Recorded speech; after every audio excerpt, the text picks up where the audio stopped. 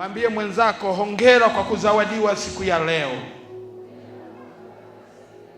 Ielewe ni zawadi kutoka kwa Mungu.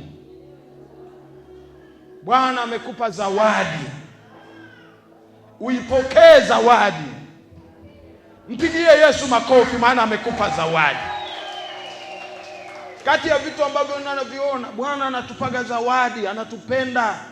Anatupa zawadi ya amani, anatupa zawadi ya watoto, lakini zaidi ya yote anatupa zawadi ya siku. Yaani siku ikipita Bwana amekupa. Jamani, Bwana Yesu asifiwe sana. Sasa kwa kuwa muda umeenda, naomba tu niende moja kwa moja kwenye neno la Mungu. Amen. Bwana Yesu asifiwe. Basi kama una Biblia, tutasoma maandiko alafu nitakuambia ujumbe unahusu nini. Jamani, Bwana Yesu asifiwe sana. Katika kitabu cha Mathayo sura ile ya 6, nitaanza na mstari ule wa 9. Mstari wa 9. Maandiko haya wengine mmekariri. Bwana Yesu asifiwe sana. Sasa naomba niyasome. Basi ninyi salini hivi: Baba yetu uliye mbinguni, jina lako litukuzwe. Ufalme wako uje. Mapenzi yako yatimizwe hapa duniani kama huko mbinguni. Utupe leo riziki yetu. Utusamehe deni zetu kama sisi nasi tuwasamehevyo wadeni wetu. Na usitutie majaribuni, lakini utuokoe na yule mwovu. Kwa kuwa ufalme ni wako na nguvu na utukufu hata milele. Amen. Bwana Yesu asifiwe. Maneno haya wengi wameapa maarufu kwamba ni sala ya Bwana, na mimi siwakatai. Jamani, Bwana Yesu asifiwe sana. Na wengine wanaweza kuwa wanasema sala ya Bwana wasielewe. Sasa nimekuja kuyafafanua maneno haya. Jamani, Bwana Yesu asifiwe sana. Kipengele kwa kipengele. Jina la Bwana libarikiwe sana. Na kwenye ujumbe nimesema hivi, ufalme wako uje. Kama unaandika, andika somo la leo, ufalme wako uje. Na hapo ndipo nitakapoanzia. Jina la Bwana libarikiwe sana. Mstari ule wa 9 unasema, Baba yetu aliye mbinguni, jina lake litukuzwe. Ufalme wako uje. Haleluya. Bwana Yesu asifiwe sana. Wakati mwingine tumekuwa tuelewi sana hata tunaposema maneno haya, na wengine mmekariri kama sala. Leo nataka tufafanue juu ya maneno haya. Sema amina. Nikiondoa na neno jina lako litukuzwe, hilo hakuna jina chini ya mbingu lipasalo kuinuliwa, ni jina la Yesu peke yake. Ukiona unainua jina nje ya Yesu, maana yake wewe hauko na Mungu Yesu. Jamani, Bwana Yesu asifiwe sana. Maana Mungu ninayemwabudu na wewe ambaye unamwabudu lazima atukuzwe. Jamani, Bwana Yesu asifiwe sana. Kanisa, haleluya. Lakini kuna kipengele kinasema ufalme wako uje. Hapa kuna mambo mawili muhimu sana kwenye ufalme wako uje. Kwanza tuelewe ufalme. Tunaposema ufalme, maana yake tunaongea utawala. Bwana Yesu asifiwe sana. Mwambie mwenzako utawala. Haleluya. nini? Utawala. Lakini tunapoongea utawala vinaambatana na neno linaitwa mamlaka. Hakuna mtawala asiyekuwa na mamlaka. Jamani, Bwana Yesu asifiwe sana. Hata nyumba yako umeitawala, lakini iko mamlaka. Sema amina. Sasa tuongee habari ya utawala kwanza. Unajua Mungu wakati anaiumba dunia, sasa mmoja asome Mwanzo sura ile ya kwanza na mstari ule wa 26, ndio utaelewa kwa nini anasema ufalme wako uje. Haleluya, Bwana Yesu asifiwe.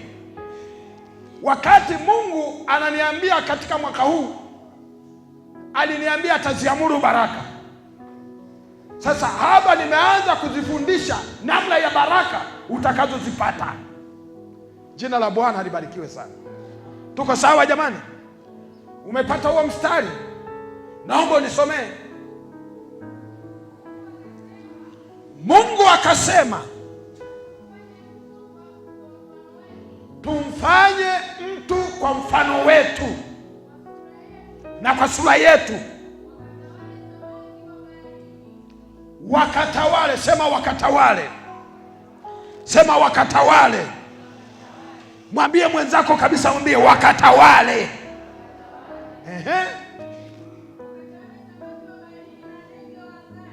Nimeongea habari ya ule ufalme unaosema akatawale. Huyu mwanadamu kabla ya anguko ndiye alikuwa mtawala. Sema amina. Akatawale samaki wa baharini, akatawale na nini? Ndege wa angani, na wanyama wakatawaliwe, na nchi ya maana yake ardhi. Sema ardhi. Bwana Yesu asifiwe sana. Haleluya. Unajua, sikilizeni niwaambieni, Mungu anapotoa utawala, alipokuwa ameagiza ufalme, maana yake mahali hapo hapakuwa salama. Tunahitaji kuushusha ufalme wa Mungu ili ufalme wa shetani usibitinike.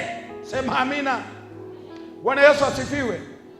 Na ahadi ya Mungu kuwapa watu ufalme, kuwapa watu utawala. Hebu soma katika kitabu cha Yoshua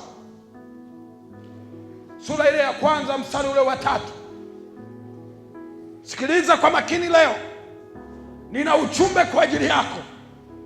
Nina neno kwa ajili yako. Yoshua 1 mstari wa 3. Ndiyo, huo ni utawala. Kila mahali zitakapokanyaga nyayo za miguu yenu, nimewapa ninyi kama nilivyomwapia nani jamani? Musa. Sikiliza,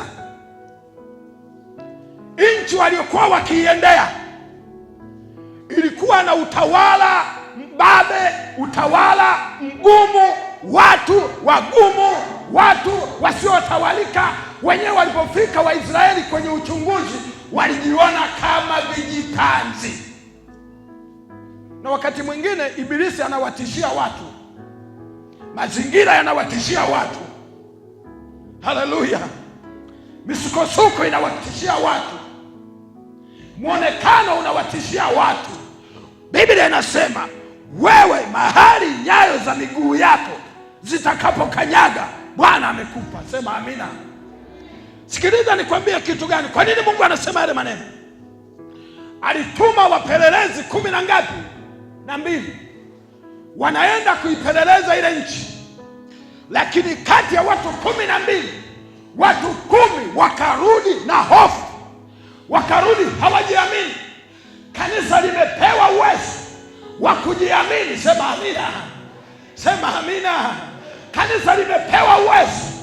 Kanisa limepewa mamlaka ya kuvunja, haleluya, ya kuharibu nguvu za giza, ya kuharibu miungu ya kipagani, ya kuharibu wachawi, ya kuharibu kila kitu. Maana Bwana amewapa mamlaka. Nyinyi sio wa kawaida.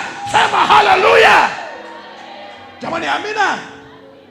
Sasa sijiko naanza kuhubiri wakati natakiwa niendelee kuongea.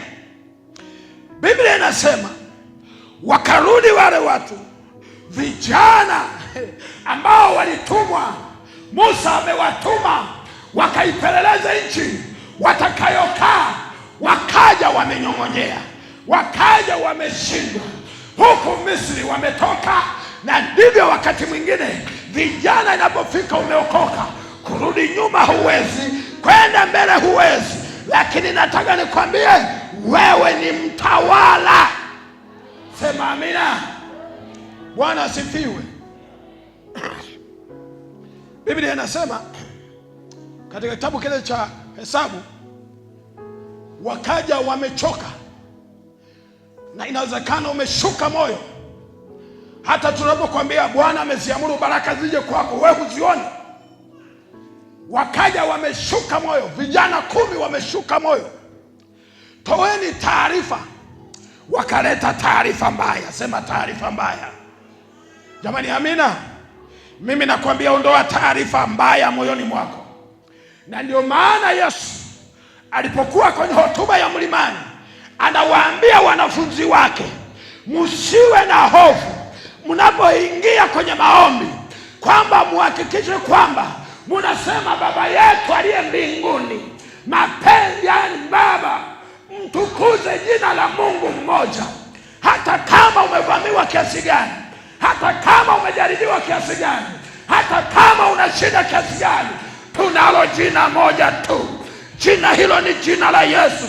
Hata kama umekatishwa tamaa, hata kama umevunjika moyo, hata kama unapita kwenye misukosuko ya ndoa, hata kama unapita kwenye misukosuko ya maisha, hata kama wamekuchumbia na kukuacha, natangaza tunalo jina, tunalo jina, tunalo jina. Jamani, haleluya. Hata kama unaishi maisha ya umasikini, hata kama wachawi wanakuangia, hata kama unafanyiwa chochote, tunalo jina, tunalo jina. Jamani, tunalo jina, tunalo jina. Natangaza jina. Haleluya, haleluya. Mwambie mwenzako tunalo jina. Fufua matumaini. Haleluya. Mwambie fufua matumaini. Mshike mkono, mwambie fufua matumaini. Tunalo jina, tunalo jina. Linatukuzwa mbele ya miungu yote, mbele ya majini yote. Kila hatua jina linatukuzwa. Mbele ya ugonjwa jina linatukuzwa. Mbele ya shida jina linatukuzwa. Mbele ya chochote jina linatukuzwa. Uwe na fedha usiwe na fedha, jina linatukuzwa. Ukiwa na fedha jina linatukuzwa. Uwe masikini jina linatukuzwa. Jamani, haleluya. Jamani, amina. Bwana asifiwe. Ngoja nikwambie kitu.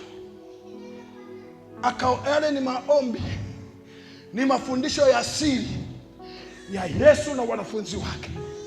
Kama ninavyoongea na nyinyi hapa, wanangu, nawaambieni siri hii. Lazima tunaposema ufalme, maana yake tunatawala.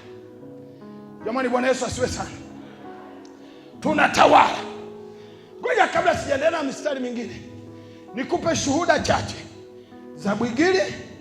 Na mimi nafikiri ni mtu muhanga ambaye nahitaji kuelewa ufalme wa Mungu ukoje. Jamani, amina. Nilipofika kule, nimehamia kijiji kile cha Zasa. Mahali pale lilipo kanisa, kulikuwa na makao makuu mawili.